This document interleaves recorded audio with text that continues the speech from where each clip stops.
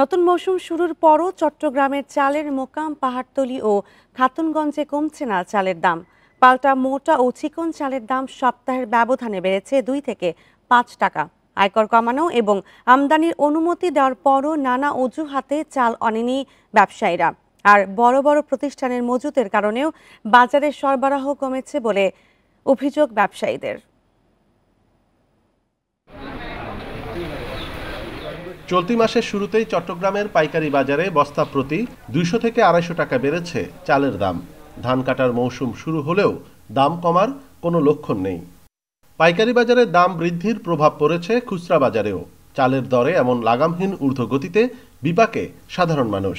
চাউলের দাম অত্যন্ত বাড়তি, 40 টাকা চাল 60 টাকা খাই। চালের দাম বাড়ছে যে আপনার ভাড়ার নির্ভর করে, গাড়ি ভাড়া তো বেশি, ঠিক আছে, ওই পত্তাটা বস্তার ভিতর পড়তেছে।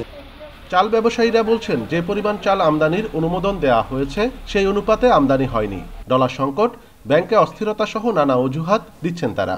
এদিকে মৌসুমের শুরুতে বড় কর্পোরেট প্রতিষ্ঠানগুলো বিপুল পরিমাণ চাল মজুত করায় বাজারে সংকট থেকে যাচ্ছে। কস্টিং মিলছে না, যেহেতু আমাদের দেশে লোকাল ক্রপ বেরিয়েছে। এই লোকাল ক্রপের কারণে ইন্ডিয়া থেকে মালটা কস্টিং আসছে না। প্যাকেটজার যারা আছে বড় বড় কোম্পানি, ওদের কিন্তু স্টকটা হেভি স্টক। সরকার যখন ওদের অভিযান চালায়, মিলে ওয়ার হাউসে অভিযান চালায়, তখন কিন্তু মালের দাম কমে আসে। আগে চালের আমদানিতে 15% শুল্কের পাশাপাশি 5% রেগুলেটরি শুল্ক নির্ধারিত ছিল। বাজার নিয়ন্ত্রণে 2% অগ্রিম আয়কর রেখে সব শুল্ক প্রত্যাহার করে সরকার। অনুপম শীল, ইন্ডিপেন্ডেন্ট নিউজ, চট্টগ্রাম।